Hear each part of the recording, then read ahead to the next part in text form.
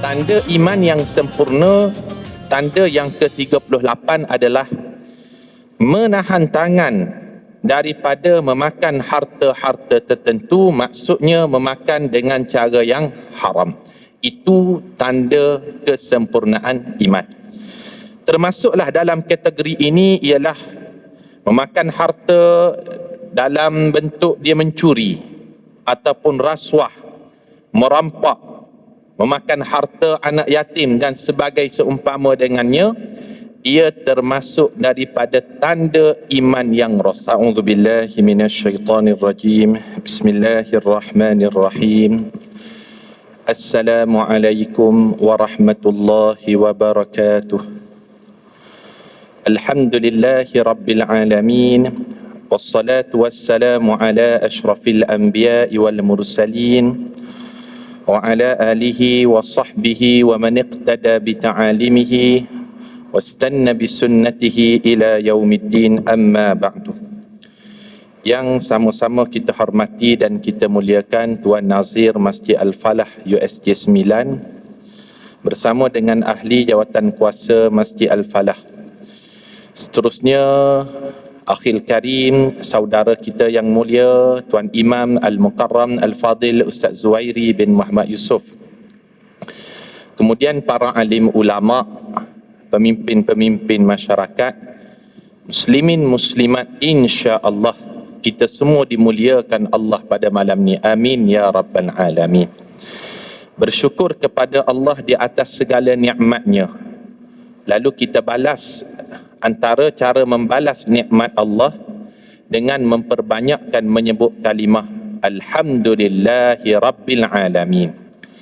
Berselawat kepada baginda dengan ucapan Allahumma salli ala sayyidina Muhammad wa ala ali sayyidina Muhammad.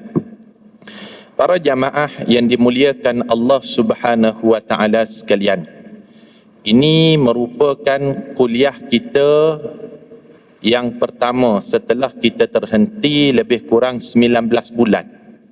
Kalau tuan-tuan ingat, pada Ramadan hari itu sekejap di Selangor dan Kuala Lumpur dibenarkan untuk kuliah secara bersemuka ataupun fizikal. Tetapi oleh kerana bulan Ramadan, kita tidak adakan kuliah berkitab dalam waktu maghrib ini. Tapi alhamdulillah setelah 19 bulan kita terhenti, sepatutnya kitab kita ni khatam dah sebenarnya. Tapi oleh kerana kekangan PKP sebelum ni menyebabkan kita terhenti pada cabang iman yang ke-38. Dalam catatan Ana, kita terhenti pada cabang iman yang ke-37. Kita baca dulu. Malam ni kita akan masuk pada muka surat 69. Tuan-tuan, kalau yang ada kitab, kita buka pada muka surat yang ke-69. Pada cabang iman yang ke-38. Iaitu tanda iman yang ke-38. Tanda iman yang sempurna, tanda yang ke-38 adalah menahan tangan daripada memakan harta-harta tertentu, maksudnya memakan dengan cara yang haram. Itu tanda kesempurnaan iman. Termasuklah dalam kategori ini ialah memakan harta dalam bentuk dia mencuri ataupun rasuah, merampak, memakan harta anak yatim dan sebagai seumpama dengannya. Ia termasuk daripada tanda iman yang rosak. Iman ini mesti ada tanda. Lalu tandanya apabila kita memelihara diri kita daripada memakan daripada sumber-sumber yang haram itu tadi. Dalilnya daripada Al-Quranul Karim. Kita tengok muka surat 69. Firman Allah Ta'ala. Sebelum kita baca ayat Al-Quran, tuan-tuan, kita mulakan dahulu dengan ta'awuz, ataupun disebut dengan nama lainnya isti'adah. Namanya isti'adah, lafaznya a'udzu billahi minasyaitonir rajim. Baru kita boleh baca ayat Al-Quran. Namanya basmalah, lafaznya bismillahirrahmanirrahim. Namanya tasbih, lafaznya subhanallah. Namanya tahmid, lafaznya alhamdulillah. Namanya tahlil, lafaznya la ilaha illallah. Namanya istirja'. Tuan-tuan tahu tak istirja' tu apa? Namanya istirja', lafaz istirja', inna lillah wa inna ilaihi raji'un. Namanya hauqalah, hauqalah, lafaz hauqalah, la haula wa la quwata illa billah. Ini dari sudut nama dan lafaz kepada nama tersebut. Begitu juga bila kita nak baca ayat Al-Quran, kita mulakan dengan isti'adah. Lafaz isti'adah macam-macam cara yang sentiasa dibaca oleh baginda sallallahu alaihi wasallam. A'udzu billahi minasy syaithanir rajim. Kemudian baru kita baca ayat Al-Quran.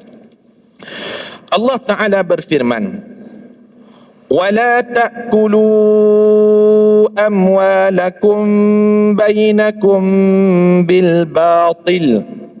Surah Al-Baqarah ayat yang ke-188. Maksudnya, janganlah kamu makan harta orang lain di antara kamu dengan cara ataupun dengan jalan yang salah. Menurut kaedah usul fiqih, apabila datang tegahan ataupun larangan yang keras, yang tegas daripada Allah, maka hukumnya adalah haram. Ini menurut kaedah usul fiqih. Kalau datang perintah, datang arahan, datang suruhan, menurut ilmu usul fiqih, kalau arahan itu arahan yang tegas, hukumnya wajib. Kalau suruhan itu tidak tegas, hukumnya sunat. Kalau larangan itu larangan yang tegas, hukumnya haram. Kalau larangan itu larangan yang tidak tegas, hukumnya makruh. Tidak disuruh, tidak dilarang, hukumnya harus. Lalu dalam ayat yang kita baca ini, kita boleh buat kesimpulan. Apa kesimpulannya? Hukum memakan harta orang lain, walau sikit ustaz, walau sikit, hukumnya tetap haram. Ini kita kena jelas. Jelas tak tuan-tuan? Para jamaah yang dimuliakan Allah, ada satu doa. Doa ni saya dan tuan-tuan kita semua kena amalkan. Bukan datang daripada sesiapa, ia datang direct daripada Rasulullah sallallahu alaihi wasallam. Kalau tuan-tuan nak tulis doa ni sangat baik. Doa yang Rasulullah sallallahu alaihi wasallam ajar tentang apa ustaz? Tentang meminta kepada Allah agar dicukupkan dengan harta yang halal semata-mata. Tuan-tuan boleh tulis doa yang dinyatakan oleh Nabi sallallahu alaihi wasallam. Ana akan sampaikan sebiji-sebiji apa yang Rasulullah lafazkan.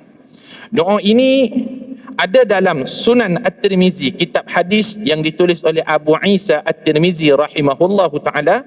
Nombor hadisnya 3563 dan ada juga dalam Musnad Ahmad.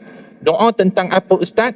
Doa agar diri kita dicukupkan dengan harta yang halal semata-mata. Apa bunyi doa tersebut? Ini sebiji-sebiji anda baca berdasarkan apa yang dilafazkan oleh Nabi sallallahu alaihi wasallam. Apa bunyi doa itu? Allahumma kfini bihalalika an haramik wa aghnini bifadlika amman siwak. Ana ulang lagi dua kali. Allahumma, wahai Allah, akfini bihalalika an haramik, cukupkanlah diriku dengan yang pure halal semata-mata, yang tulen, yang murni, yang asli, hanya yang halal, berbanding aku mengambil yang haram. Kemudian Rasulullah sallallahu alaihi wasallam mengajarkan kepada kita, wa aghnini bifadlika amman siwaq. Ya Allah, limpahkanlah kepada diri kami agar kami dikurniakan bifadlika. Fadlik ni kelebihan-kelebihan rezeki yang halal, sehingga kami tidak meminta lagi daripada orang-orang yang lain. Ini Doa cukup berharga tuan-tuan. Kalau boleh ditulis doa ini menggunakan dakwat emas ataupun tinta emas sekalipun, doa ini pastinya lebih berharga daripada perkara tersebut. Faham tak? Rasulullah ajarkan untuk sentiasa kita minta, ya Allah, cukupkanlah diriku ini dengan yang halal semata-mata, dengan aku tidak mengambil yang haram walaupun sikit. Dan ya Allah, limpahkanlah kurniaku kepada diriku, supaya ya Allah, aku tidak meminta-minta lagi kepada orang lain. Hadis ini diriwayatkan dalam Sunan At-Tirmizi, nombor hadisnya 3563. Ini sama-sama kita doakan. Kalau boleh kita baca ramai-ramai sekali malam ni, boleh ke doa ni? InsyaAllah. Allahumma akfina bihalalika an haramika wa aghnina bifadlika amman siwak. Ya Allah, cukupkanlah kepada diri kami dengan yang halal semata-mata, sehingga kami tidak terliur mengambil yang haram. Dan ya Allah, limpahkanlah kurniamu kepada kami, sehingga kami tidak rasa teringin pun untuk meminta-minta kepada manusia yang lain. Amin ya Rabbal Alamin. Para jamaah yang dimuliakan Allah, memakan harta dengan cara yang salah, na'udzubillahi min zalik, wal'iyazzubillahi min zalik. Sekarang zaman kita boleh dine in dekat kedai, kita boleh makan di kedai. Dan kita dapati ramai kedai yang mengamalkan konsep layan diri. Layan diri ni macam mana? Dia bagi pinggan kosong, kita sendiri yang isi nasi, isi lauk, isi makanan. Ramailah yang akan terlibat dengan kecurangan di dalam mengisi makanan ketika membayar nanti. Pinggan kosong, dia letak dulu lauk kat bawah ni. Letak lauk, kemudian dia timbun dengan nasi. Atas nasi tu dia letaklah sayur-sayur sikit. Lauk kat bawah ni tak nampak ni ramai yang buat ni. Ni true story ni. Pergilah bayar. Bila dia tengok air lauk macam sikit je, RM7 sudahlah. Bila bayar RM7, dia makan tu, buka aja. Ada kambing dalam tu, ada ayam dalam tu, ada lauk macam-macam. Na'udzubillah min zalik, itu termasuk daripada memakan harta dengan cara yang batil. Dalam ayat yang lain Allah Ta'ala berfirman, wa man yaghlul, sesiapa yang curang, yang tipu, yang khianat, ya'ti bima ghalla yaumal qiyamah, dia akan datang di hari akhirat kelak membawa barang yang dicuranginya. Kalau orang tersebut dia curang, apa dia? Dia curang menggunakan kertas A4 di pejabat dia. Untuk kepentingan peribadi, dia print untuk kepentingan peribadi dia di pejabat dia. Tetapi dia tidak membayar balik dan sebagainya. Di hari akhirat, kata Allah, dia akan bawa kertas A4 dakwah yang dia gunakan di padang mahsyar ini tadi. Allahu Akbar, malu tuan-tuan. Kertas A4 pun dia akan bawa. Kalau yang curang itu lebih besar kereta terhadap kecurangannya, dengan kereta, dengan rumah, dia curang macam-macam perkara tersebut. Ya'ti bima ghalla yaumal qiyamah, dia akan bawa barang yang dicuranginya pada hari kiamat kelak. Na'udzubillah min zalik. Hati-hati, lebih-lebih lagi kita yang bekerja, bimbang-bimbang kita terguna aset bukan yang kita punya, tapi kita tidak timbal balik. Kalau kita bertugas di masjid, anda bertugas di masjid contohnya, kita printlah untuk kegunaan diri kita, bukan untuk pejabat, bukan untuk pentadbiran masjid, tapi kita tidak masukkan dalam tabung masjid untuk kegunaan kertas, dakwah dan sebagainya.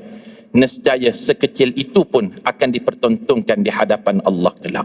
Faman ya'mal mithqala dzarratin khairan yarah wa man ya'mal mithqala dzarratin syarran yarah. Na'udzubillah wal iyaz billah min zalik. Dah selesai.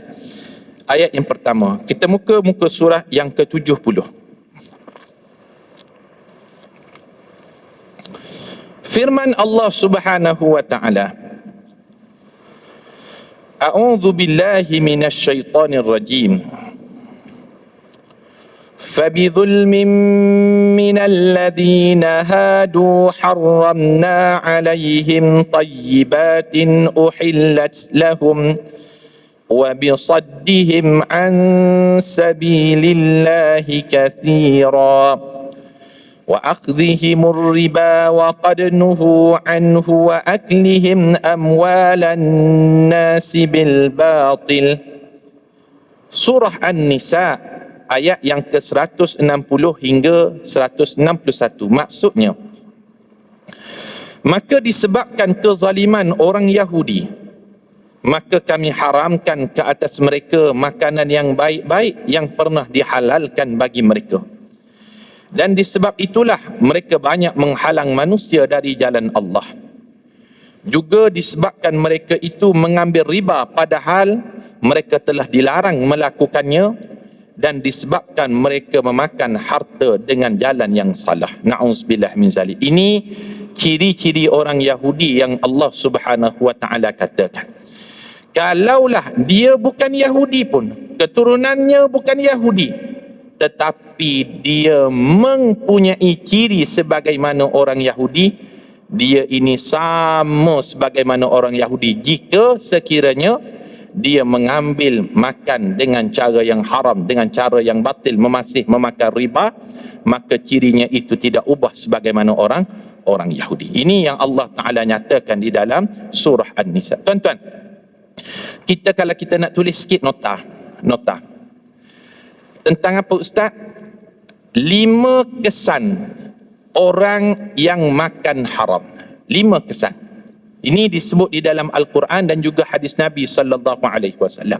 5 efek orang yang makan benda yang haram, cara yang haram, disebut dalam Al-Quran dan hadis Nabi sallallahu alaihi wasallam ada 5 efek. Sama ada di dunia, dalam kubur, di padang mahsyar, di hari akhirat kelak. Ada 5 kesan yang disebutkan oleh Nabi sallallahu alaihi wasallam dan disebutkan juga di dalam Al-Quranul Karim. Yang pertama, kesan ataupun efek orang makan haram. Yang pertamanya, ibadatnya tidak diterima Allah. Ibadatnya tidak diterima Allah. Mana dalilnya Ustaz? Dalam satu hadis Rasulullah sallallahu alaihi wasallam menceritakan ada seorang lelaki yang beribadat menunaikan ibadat haji di Baitullahil Haram. Lalu apa kata lelaki yang makan haram tadi? Dia katakan, labbaik Allahumma labbaik, labbaik la syarika laka labbaik, innal hamda wan ni'mata laka wal mulk la syarika lak. Wahai Allah, aku datang ke Baitullah ini bagi menyahut seruanmu. Lalu malaikat terus menjawab terhadap lelaki yang makan haram tadi. Apa kata malaikat? La labbaik wala sa'daik. Kamu yang makan haram ini sebenarnya tidak dijemput pun oleh Allah. Dia sangkakan dia buat ibadat haji itu kerana Allah Ta'ala jemput. Lalu katanya, labbaika ya Rab, aku menyahut panggilanmu. Tapi malaikat katakan, la labbaik wala sa'daik, kamu tak dijemput Allah pun. Wala sa'daik, kamu tidak dibahagiakan oleh Allah pun. Ini efek yang pertama jika makan haram. Ibadatnya tidak diterima. Apa kesan kalau ibadat tidak diterima Ustaz? Tidak ada perubahan. Heran saya Ustaz dengan seorang Pak Haji ni. Apa yang kamu herankan? Sebelum pergi haji pakai seluar pendek dia Ustaz. Balik daripada haji tak pakai seluar dia. Tak ada perubahan. Apa sebab? Itulah efek makan haram kesan terhadap dirinya, tidak ada perubahan. Apa sebab? What is the because? Apa sebab dia? Sebabnya makan haram itu menjadikan ibadatnya ditolak oleh Allah Subhanahu wa taala. Jelas tak ni? Ini yang pertama. Yang kedua, kesan makan haram. Moga Allah Ta'ala pelihara kita, cukupkan kita dengan yang halal sahaja. Kesan yang kedua, doanya tidak diterima Allah. Allahu Akbar. Dia minum air, Allahumma barik lana fima razaqtana wa qina azabannar. Ya Allah, berkatikanlah rezeki kami. Dia mengangkat tangan dalam solat subuhnya, Allahumma hdini fi man hadait. Beri hidayah kepadaku ya Allah. Wa afini fi man afait. Wa tawallani fi man tawallait. Lalu katanya, wa barik li fi ma a'tait. Ya Allah, berkatilah apa-apa yang kau berikan kepadaku. Keluar dari salat subuh, dia makan haram. Doanya tidak diterima Allah. Mana dalilnya Ustaz? Disebutkan dalam kitab Riyadhus Salihin, Imam Nawawi membawakan satu hadis daripada Sahih Bukhari yang mana Nabi sallallahu alaihi wasallam ceritakan berkenaan dengan ada seorang lelaki yang rambutnya kusut masai. Rambutnya kusut masai. Pakaiannya berdebu. Tuan-tuan pernah dengar tak hadis ni? Lalu lelaki yang rambutnya kusut masai, pakaiannya berdebu kerana debu padang pasir, dia angkat tangan kepada Allah. Ya Rab, Ya Rab, Ya Rab. Wahai Tuhan, wahai Allah, wahai Allah. Idza da'auta ar-Rahman, bila kamu meminta kepada Allah yang bersifat Ar-Rahman, maka Allah Ta'ala akan turunkan rahmat kepada diri kamu. Apabila kamu memanggil Allah ya Razzaq, wahai Allah yang memberi rezeki, nescaya Allah akan memberi rezeki kepada kamu. Tetapi kalau kita memanggil Allah dengan gelaran ya Rab, ya Rab, nescaya Allah Ta'ala akan melimpahkan segala apa yang kamu hajatkan, sama ada rezeki, rahmat, kebaikan dan segalanya. Lelaki dalam hadis ini, dia tidak memanggil Allah dengan gelaran ya Rahman, tidak memanggil Allah dengan gelaran ya Razzaq, dia memanggil Allah dengan gelaran ya Rab, ya Rab. Rambutnya kusut masai, kata Nabi sallallahu alaihi wasallam. Pakaiannya berdebu. Kalau kita tengok pada syarah hadis, kenapa rambutnya kusut masai? Apa sebab? Sebab dia sedang berada dalam ihram. Orang yang berada dalam ihram, maka dia tidak boleh singkat rambutnya. Faham tak ni? Kalau gugur rambutnya, maka dikenakan dam. Kenapa bajunya berdebu dengan debu padang pasir? Kerana perjalanan dia jauh, dia seorang yang bermusafir. Subhanallah. Dirinya bermusafir, doa orang bermusafir tidak ditolak Allah. Dirinya sedang dalam ihram, orang yang dalam ihram doanya mustajab, makbul. Dia memanggil Allah dengan ya Rab, ya Rab, wahai Allah, wahai Allah. Tetapi kenapa doanya masih belum dikabulkan Allah? Kata Nabi sallallahu alaihi wasallam, mat'amuhu haram. Dia dapatkan makanan, dia dapatkan melalui sumber yang haram. Wa mashrabuhu haram. Dia minum, minuman itu didapati melalui sumber yang haram. Wa malbasuhu haram. Pakaian yang dia pakai itu juga dibeli daripada sumber yang haram. Wa anna yustajabulah. Bagaimana mungkin Allah Ta'ala mampu menerima doa daripada orang yang makan, minum, pakaiannya, makanannya semua bersumberkan yang haram daripada yang tidak baik. Kerana Allah Ta'ala itu innallaha tayyibun, Allah maha baik, la yaqbalullahu illa tayyiba, tidak diterima Allah melainkan dari sumber yang baik-baik saja. Lalu efek yang kedua, makan haram ini, doanya na'uzubillah wal iyazbillah min zalik, tidak diterima, tidak dimustajabkan oleh Allah Ta'ala. Cuba kita muhasabah tuan-tuan. Banyak hajat kita, doa kita, keinginan kita, isi hati kita, kadang-kadang kita dah minta sungguh-sungguh dah dengan Allah. Kita jaga diri kita, ibadat kita, solat kita, tapi kadang-kadang ada doa yang Allah Ta'ala tangguhkan, tidak mustajabkan. Na'uzubillah min zalik, boleh jadi sebab kita terambil yang haram tanpa kita sedar. Maka bermuhasabahlah diri kita semua agar kita dijauhkan daripada yang haram ini, dicukupkan dengan yang halal, agar doa kita dimustajabkan Allah Ta'ala. Amin ya Rabbal Alamin. Ini efek yang kedua. Yang ketiga, kesan daripada makan haram. Yang ketiganya adalah sekiranya dia bersedekah, sedekahnya juga tidak diterima oleh Allah Ta'ala. Apa sebab? Innallaha tayyibun, Allah maha baik, la yaqbalullahu illa tayyibah, tidak akan diterima Allah daripada hartanya melainkan yang datang daripada sumber yang baik-baik saja. Ini yang ketiga. Yang keempat, efek ataupun kesan daripada makan haram.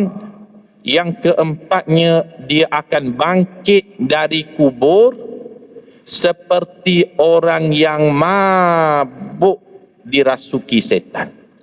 Ini disebut dalam Al-Quranul Karim. Tuan-tuan, kita pernah baca di dalam surah Al-Baqarah. Allah Ta'ala berfirman, A'udzu billahi minasyaitonir rajim. Alladzina ya'kuluna ar-riba la yakumuna illa kama yakumu alladhi yatakhabbathu asyaitanu minal mas.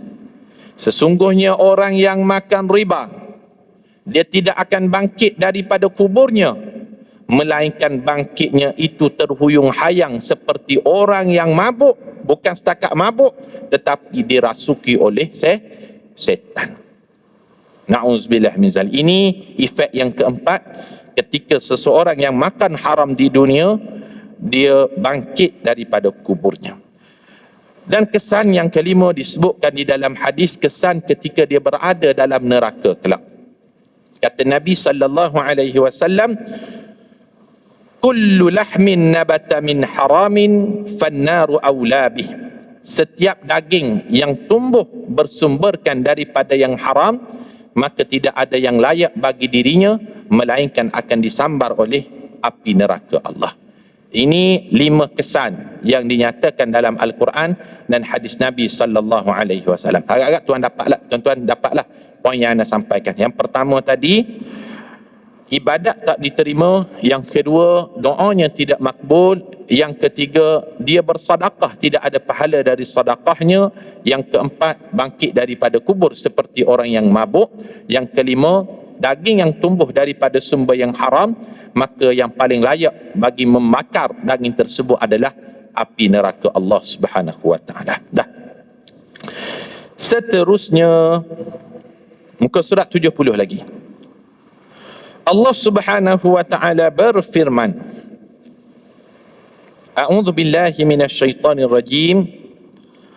Wailul lil mutaffifin. Kecelakaan besarlah bagi orang yang curang dalam timbangan dan sukatan. Surah Al-Mutaffifin ayat yang pertama. Seterusnya, wa auful kaila idza kiltum wazinu bil qistasil mustaqim. Sempurnakanlah sukatan apabila kamu menyukat, dan timbanglah dengan timbangan yang adil. Tuan-tuan, ayat ini ada latar belakangnya. Ada, kita katakan, konteks ayat ini diturunkan. Apa sebab? Ketika Nabi SAW berhijrah menuju Madinah, ketika itu pasar di bumi Madinah ini dipenuhi peniaganya dalam kalangan Yahudi. Lalu bila Rasulullah SAW masuk sahaja ke pasar Yathrib, Pada ketika itu nama pasarnya disebut sebagai pasar Yathrib. Kalau sekarang kita cari dalam peta dunia, Yathrib sudah tidak ada. Dia digantikan dengan nama yang baru, Madinah Al-Munawwarah. Bila Rasulullah masuk je ke pasar Madinah, pasar Yathrib, Rasulullah sallallahu alaihi wasallam tengok ada seorang lelaki ni, dia ada dua timbangan dia. Timbangan yang pertama, jika dia beli barang dari orang. Timbangan yang kedua digunakan apabila dia jual barang kepada orang. Timbangan yang pertama, dia pulas awal-awal lebih. Kalau dia beli barang daripada orang, bila orang timbang je, tak cukup, asyik tak cukup je, sekilo sepatutnya dah cukup sekilo dah, tapi dia pusing ke belakang ni, baru 800 gram. Jadi orang terpaksa tambahkan lagi lebih, lalu barulah cukup pada timbangan dia 1 kilo. Lalu ketika itu dia dapat 1.2 kilogram. Ini sekiranya dia beli barang dari orang. Manakala kalau dia jual barang pada orang, dia guna timbangan yang lain. Timbangan ini dia pusing awal-awal ke depan ni. Kalau dia nak timbang barang yang dia jual, barang tu baru 800 gram je. Tapi pada timbangan yang dia sudah cukup 1 kilo. Lalu perbuatan ini menyebabkan datangnya kemurkaan Allah.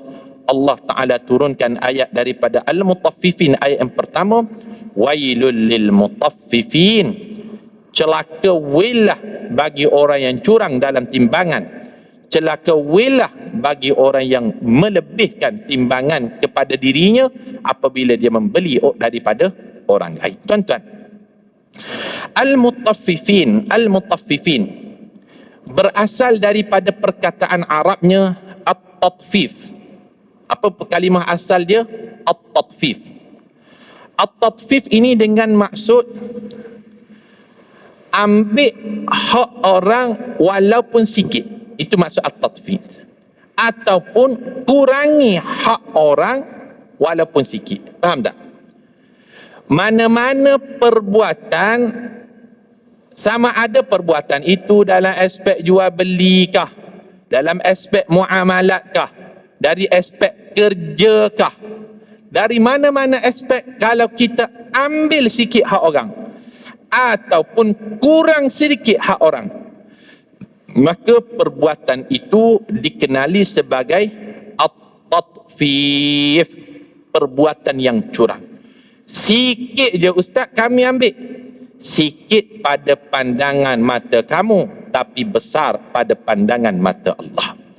Kecil pada penilaian kita, tapi besar pada penilaian Allah Ta'ala.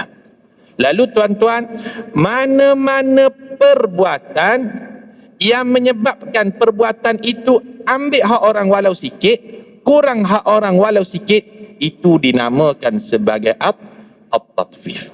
Contohnya kan, kabel lah dalam pekerjaan ni. Oleh kerana kita kenal dia ni, walaupun dia tidak ada kelebihan, tidak ada kelulusan, kita adjust otak punya pasal, maka yang layak jadi tak layak, yang tak layak jadi layak. Perbuatan itu disebut sebagai at-tatfif. Faham tak ni? Maka termasuk tak daripada ayat ni ustaz? Wailul lil mutaffifin. Maka ia termasuk juga daripada perbuatan ambil hak orang walau sikit, kurang hak orang walaupun sikit. Na'udzubillahi min zalik. Ini kita kena jaga betul-betul tuan-tuan. Sebab kalau tidak, kita bimbang, kita pun terjerumus dalam at-tatfif, walaupun pada penilaian kita, alah ustaz, bukan besar mana pun, bukan banyak pun, itu pada pandangan mata kita. Tetapi di sisi Allah, walaupun kecil, walaupun sikit, besar pada timbangan mizan di hadapan Allah Subhanahu wa taala. Kemudian kita tengok dalil daripada hadis Nabi sallallahu alaihi wasallam, hadis daripada Abdul Rahman bin Abi Bakrah. Khatabana Rasulullah sallallahu alaihi wasallam di Mina faqala inna dima'akum wa amwalakum wa a'radakum alaikum haramun. Rasulullah sallallahu alaihi wasallam berkhutbah muka surat 71 kepada kami di Mina. Lalu Rasulullah bersabda, sesungguhnya darah, harta dan maruah kamu adalah haram ke atas kamu daripada mengambilnya daripada hak orang lain. Itu cabang iman yang ke-38. Kita sentuh secara sederhana. Cabang iman yang ke-39 muka surat 31, wajib bersikap warak pada makanan dan minuman serta menjauhi perkara-perkara yang tidak halal. Menjauhi perkara yang tidak halal itu semua kita buat. Tetapi bersikap warak pada makanan dan minuman, ini belum tentu ramai yang mampu lakukan. Apa makna warak? Warak maknanya da' ma yaribuka ila ma la yaribuka. Tinggalkan apa yang meragukan bagi dirimu dan kamu ambil perkara yang tidak meragukan bagi dirimu. Ini Rasulullah sallallahu alaihi wasallam sebut. Warak ni apa dia? Ambil benda yang kita confirm ni halal.